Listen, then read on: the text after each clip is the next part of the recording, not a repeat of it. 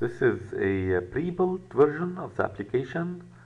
So if we run the server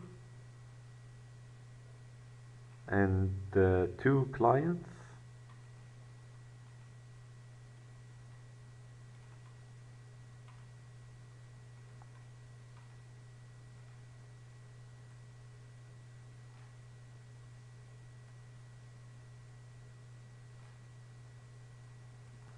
and this will be the server, and this is first client, and this one the second one.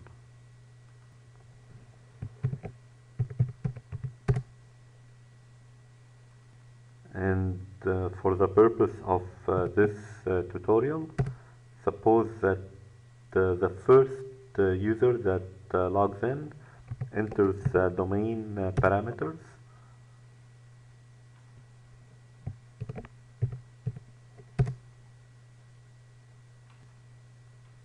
So let's have Alice pick this number as her private key, and Bob picking this number, and they end up generating the same shared key or point on the curve.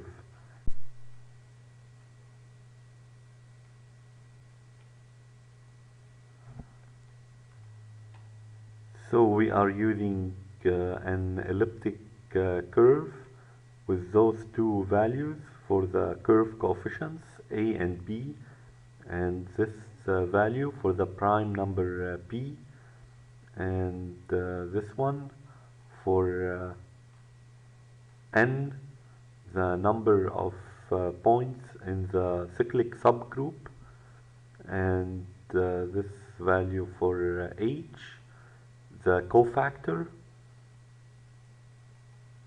and this is a generator point that would generate the cyclic subgroup. And Alice picks this secret key and uses it to calculate her public key. So we have 3 hops from the generator point, so 3 times the generator point, and we end up at the public key point. And Bob picks this number as his secret key. So we have 10 hops from the generator point, and we end up at the public key point, uppercase B. Now Alice calculates her shared key, and Bob calculates his shared key. They end up being the same, and the way Alice does that is she multiplies her secret key by the public key of Bob, and Bob multiplies his secret key by the public key of Alice. So here we have 3 hops from this point, and we end up at this point. And here we have 10 hops from this point, and we end up at this point. Now passive Eve can see all the communication happening between both parties. So now she knows the elliptic curve that is being used and the generator point, and she knows Alice's public key and Bob's public key. So she have a starting point, meaning the generator point, and an ending point, or Alice's public key.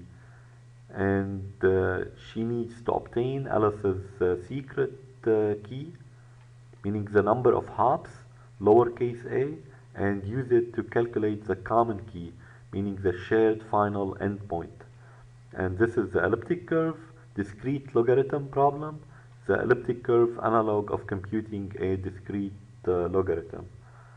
or she could have tried to obtain Bob's secret key and use it to calculate the common key. Now, before proceeding with the code, let's go over a few items, including the elliptic curve point addition and point doubling, and a proof of the elliptic curve Diffie-Hellman key exchange. So to do cryptography, we use a curve over a finite field, for example, prime field, where all arithmetic is performed in mode prime number p.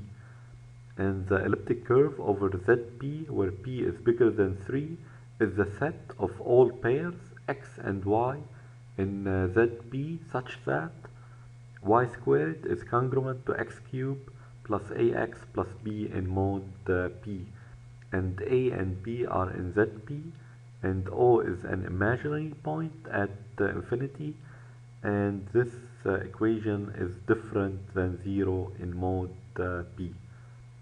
So for point addition, this is slope s, which is y2 minus y1 over x2 minus x1 in mode p, and this is the x coordinate, so s squared minus x1 minus x2 mode p, and this is the y coordinate, s times x1 minus xr minus y1 in mode p, and s is the slope of the line through p and q. So p has coordinates x1 y1 and q has coordinates x2 y2.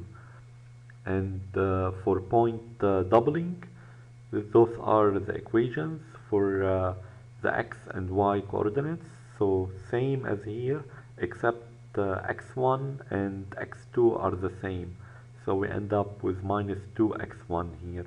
And for the slope, we end up with 3x1 squared plus a over 2y1 in mode p, and slope s is the slope of the tangent line through p with coordinates x1, y1.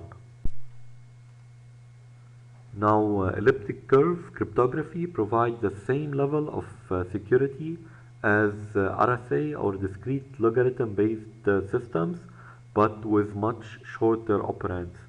And ECC is based on the generalized discrete logarithm problem, meaning we can use elliptic curve with the Diffie-Hellman key exchange. And the proof for elliptic curve Diffie-Hellman is that Alice will compute her shared key by doing lowercase a multiplied by uppercase b, and lowercase a is Alice's secret key, and uppercase b is Bob's public key, and Bob will compute his shared key by doing lowercase b multiplied by uppercase a, and lowercase b is Bob's secret key and uppercase a is Alice's public key. And using the associativity of point addition, those two end up being the same. Now the geometric interpretation of elliptic curve discrete logarithm problem, and this is over real numbers, is that given a starting point g, the generator point, and an ending point t, the public key, we need to find the private key d, which is the number of hops on the elliptic curve, to get from point G to T. So we need to do G plus G plus G D times. So D times G will equal to T. I will start by creating a new project.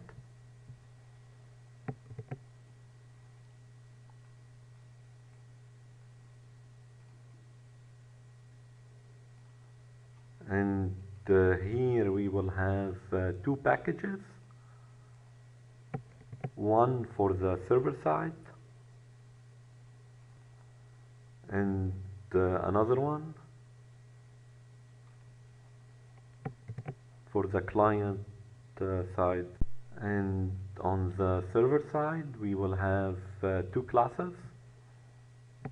a server class with a main method,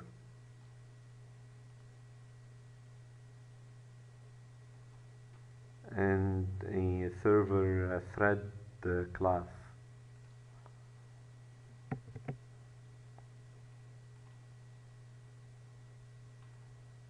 which will extend from thread.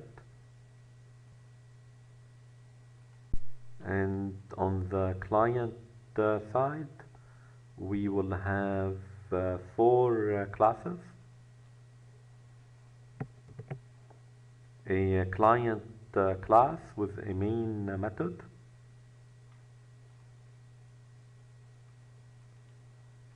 and a client thread class,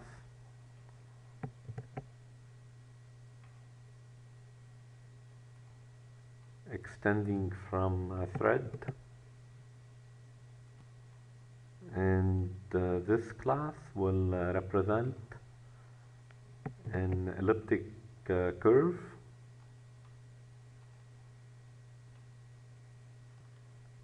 and this one a point on that curve.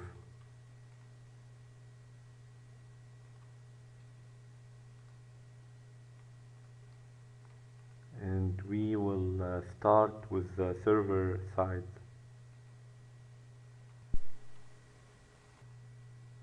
And this class keeps track of the server and a buffer reader and a print writer, and it initializes those in the constructor, which takes in a socket and a server instance, and it uses the socket to initialize the buffer reader and the print writer, and it uses the print writer to do message forwarding.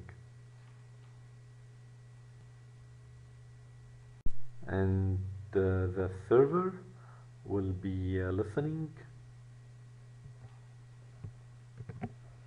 on this port, and it will have a server socket and a set of server threads for the various clients it is interacting with. And for display purposes, we will keep track of the generator point for the cyclic group, and those are get and set methods. And here we instantiate a server and a server socket given the port number, and indicate that passive Eve is listening on all communications, and while the server is up,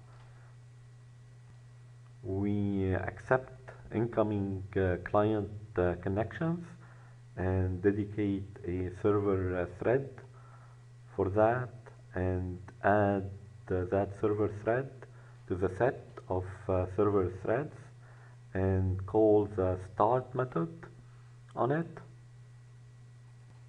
which ends up triggering a call to the run method on the server thread when the operating system decides to do so. And this method uses the forward message method on the server thread to do message forwarding from Alice to Bob, or the other way around. And we need to do JSON on this project, so let's copy this jar that we used it before, and go to properties, and Java build path,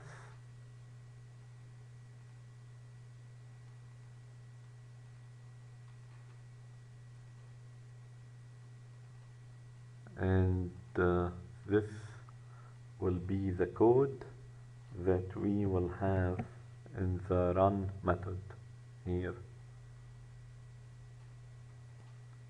So the clients are using JSON to communicate,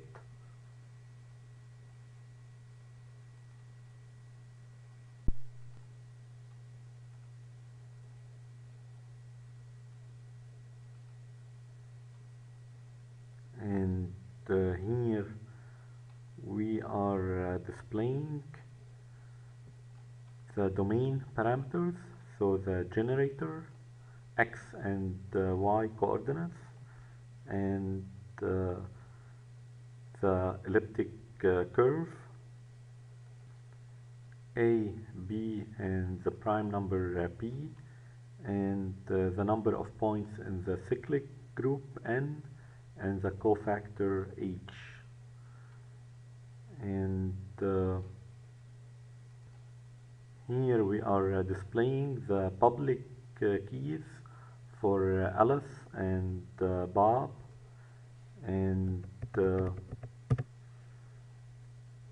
passive Eve is indicating that she has the starting point, which is the generator point, and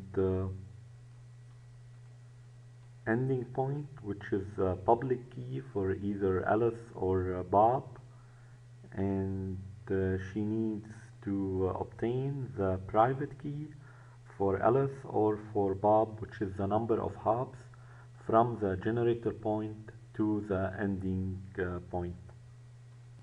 And if she obtains the private key for either Alice or Bob, she can use that to calculate the common key, which is the shared final endpoint.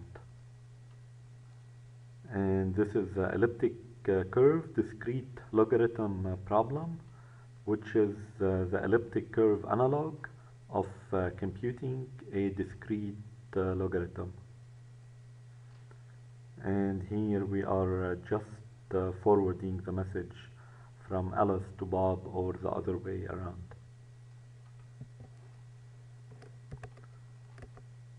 So this should do it for the server side.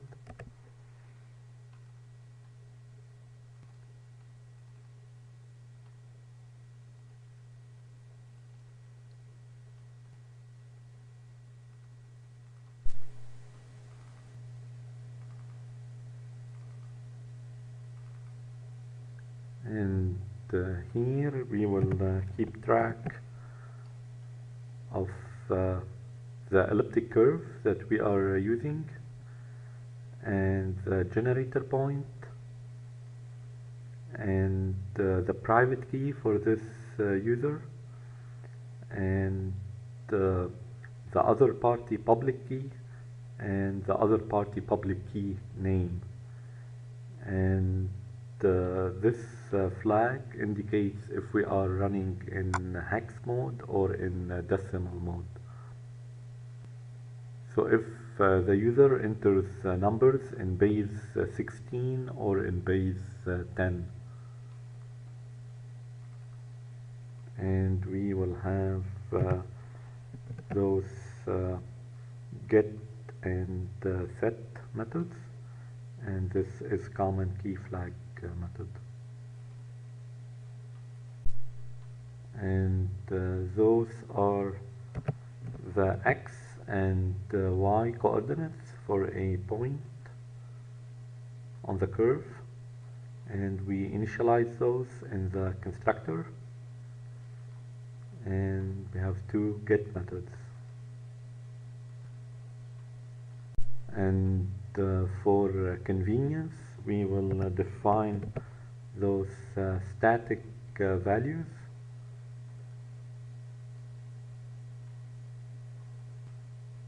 and an elliptic curve will keep track of its A and B coefficients, and prime number P and number of points in the cyclic group, and the cofactor h, and the order of the elliptic curve. And the curves that we will be using will have h is equal to 1, so the order of that curve will be equal to the number of points in the cyclic subgroup. And so here we're picking up the order h multiply n. So we initialize those values in the constructor for a, b, p, n, and h, and we will have get methods, and the toString method will return the equation of the elliptic curve. So y squared is congruent to x cubed plus a, the value of a times x, plus the value of b in mode p. And the client thread will have a buffered reader instance variable and a client instance variable, and they are initialized in the constructor, which takes in a socket and a client instance, and it uses socket to initialize the buffered reader instance. And if we are running in hex mode, then we display that to the user, and here we instantiate a client and a socket. So the server will be running, for the purpose of this tutorial, it will be on localhost, and it will be listening on this port. And we instantiate a client thread and call the start method on it, which will trigger a call to the run method when the operating system decides to do so. And this method does pickup and processing of user input, and we will call it from here depending on hex flag. So the input will be in base 16 or in base 10. So here we need to do three things. We need to initialize the domain parameters,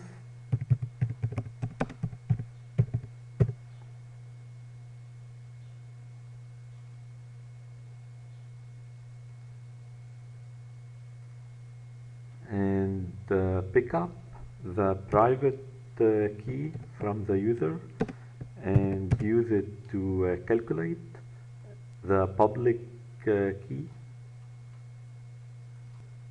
And the last thing we need to do is calculate the common key.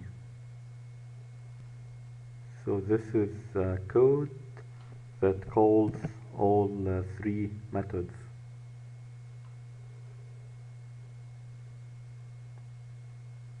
Init domain parameters, and calculate public key, and calculate the common key.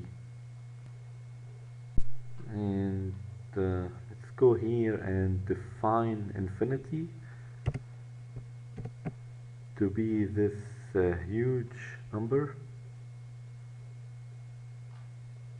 So point at infinity will have infinity as its y coordinate, and now we can have the equals method and two toString methods. So this one is for decimal values of the x and y coordinates, and this one for hexadecimal or decimal or any base. And the equals method will indicate if this point and the passed in point are the same.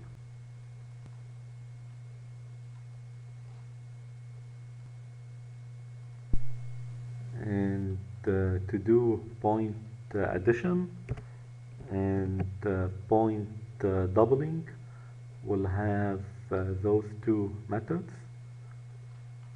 and this method checks to see if 2 points are inverse of each other.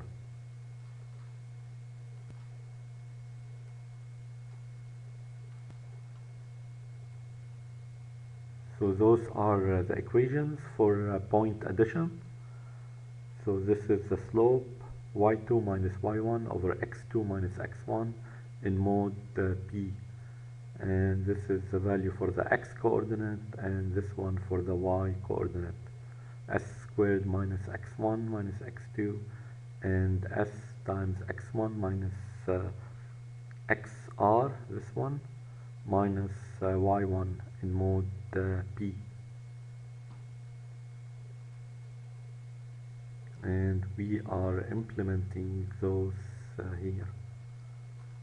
And here we are checking if those 2 points are inverses of each other, and in that case adding them will give us O, the point at infinity.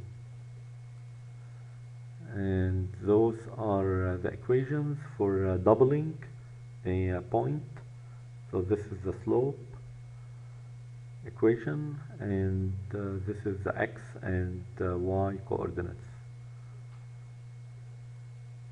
and we are implementing that here. So this gives us the slope, and this is the x coordinate, and this one is the y coordinate. And for a point to be on the curve, its x and y coordinates have to satisfy this equation: y squared is congruent to x cubed plus ax plus b in mode p. So this method checks to see if a point is on the curve.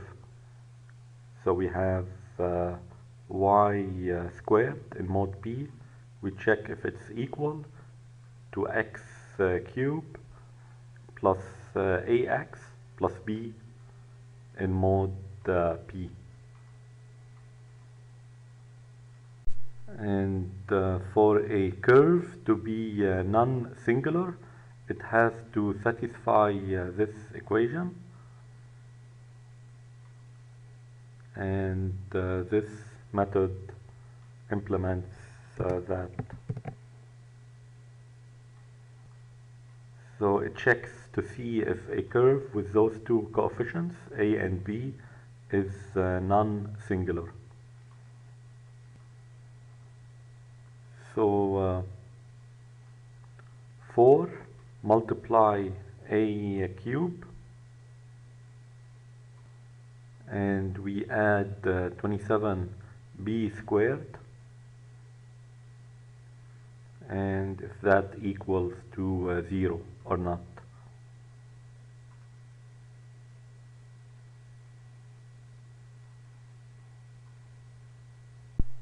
And this method implements the double and add algorithm.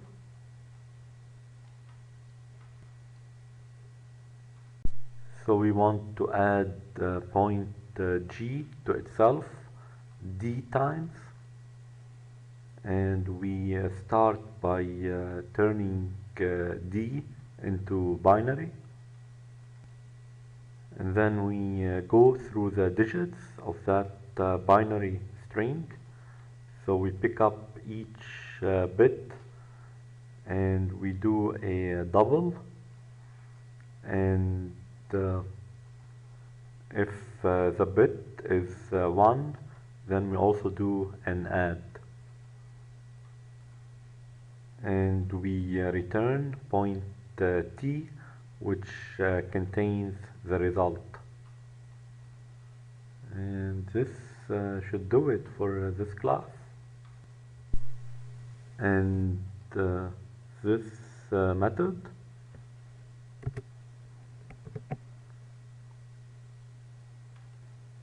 picks up the values for a, b, p, n, and h, and uses the two coefficients a and b to make sure that the elliptic curve is non-singular, and in that case we instantiate a new elliptic curve and return it. And this method initializes the domain parameters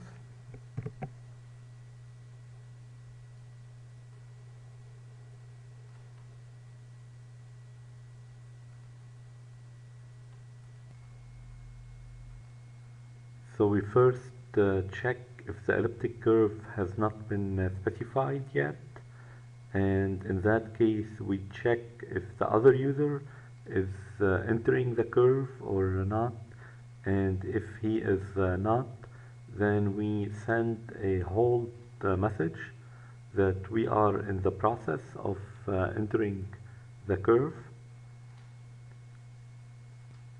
and we call the handle elliptic curve input to pick up the curve, and we have a while always true loop that we will pick up the generator point inside.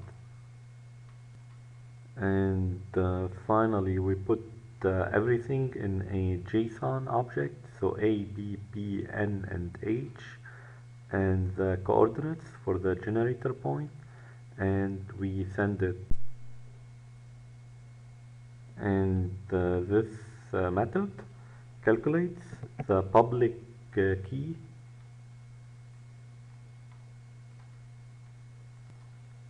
so we pick up the private key for this user, and we use that to calculate the public key and send it in a JSON object. And this method calculates the common key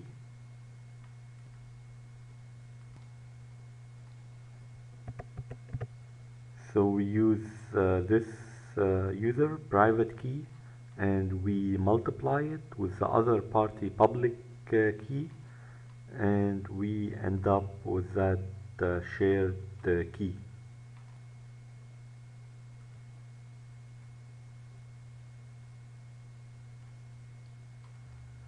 And this should do it for this class.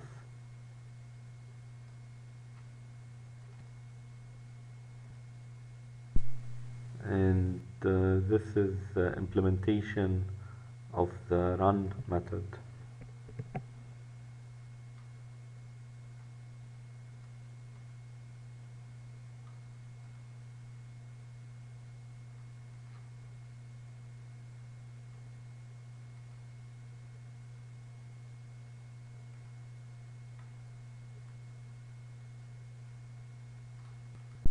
So here we handle a hold message by displaying this to the user, and here we handle a message containing the domain parameters, so A, B, P, N, and H, and the generator point X and Y coordinates, and here we handle a message containing the public key X and Y coordinates.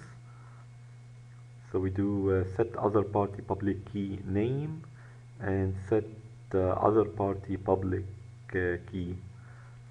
And here we handle being ready to generate the common key. So this should do it for this class.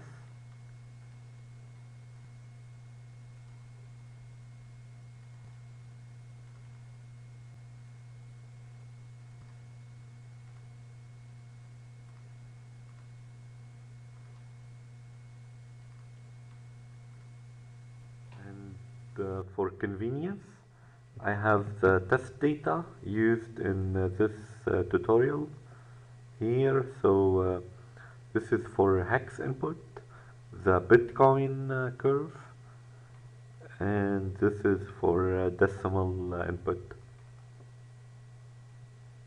And finally, let's go ahead and test run the application. So we'll have a server and two clients.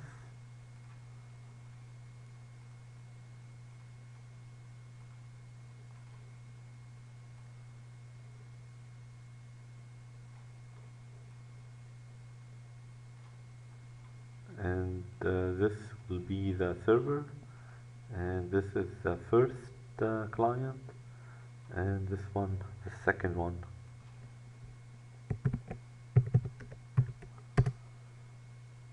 And let's pick up the data from here.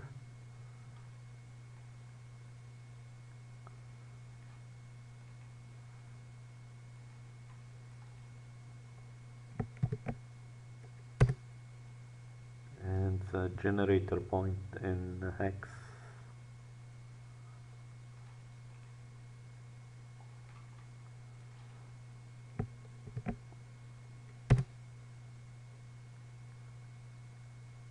And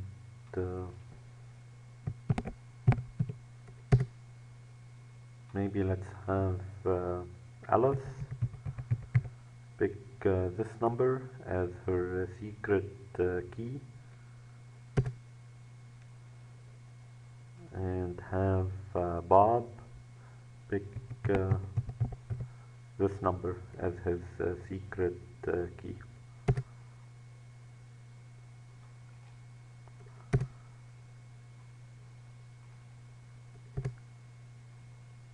So we end up with this shared key with this x coordinate and this y coordinate.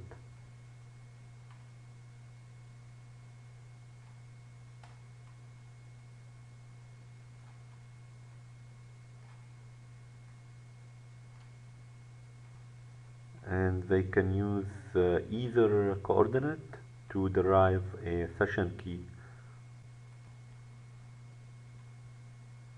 And passive Eve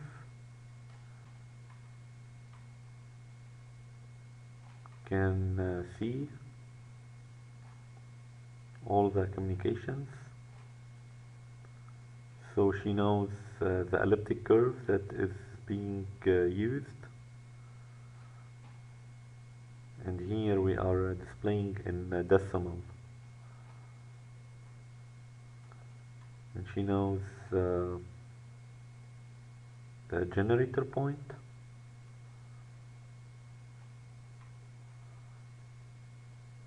And Alice's public key, uppercase A. And Bob's public key, uppercase B.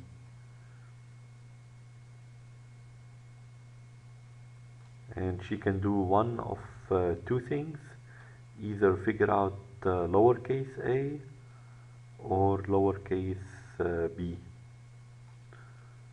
So Alice's secret key or Bob's secret key.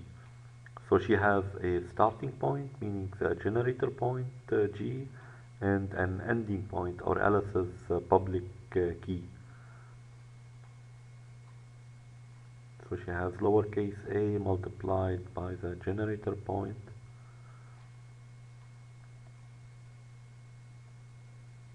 which give us the public key. And she need to obtain Alice's secret key or the number of hops lowercase a and use it to calculate the common key or the shared final endpoint. And this is the elliptic curve discrete logarithm problem or the elliptic curve analog of computing a discrete logarithm. And same thing here, if she obtained B, she will use it to calculate the common key or shared final endpoint.